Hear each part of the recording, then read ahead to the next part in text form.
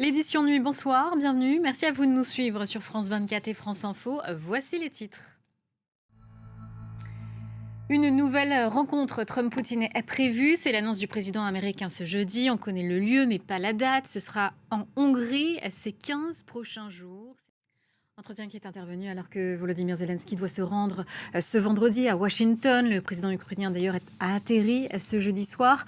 Des membres de sa délégation ont déclaré que la possible fourniture de missiles américains, les fameux Tomahawk, avait été décisive dans l'appel du président russe. On décrypte cette discussion téléphonique avec Mathieu Babin.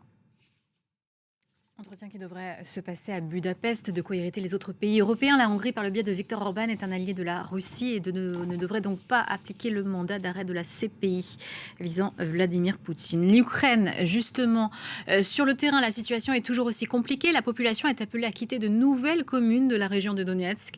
À proximité du front, notre envoyé spécial s'est arrêté dans la ville de Sloviansk.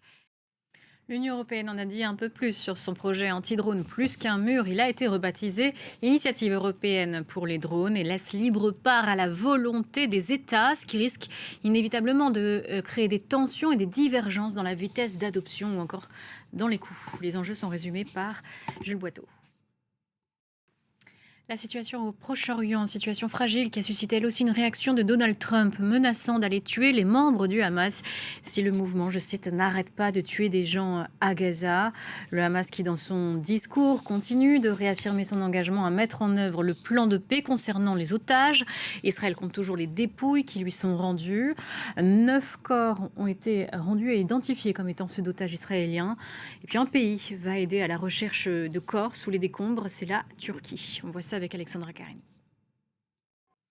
Au chapitre de la politique en France, le gouvernement a survécu à 2 motions de censure ce jeudi. Les débats budgétaires vont pouvoir démarrer la semaine prochaine, lundi, en commission des finances.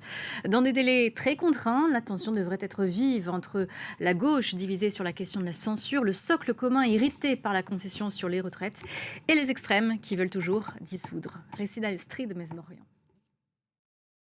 Et c'est la fin de ce journal. Merci à vous de l'avoir suivi. Restez sur notre antenne. L'information continue. On revient dans une quinzaine de minutes.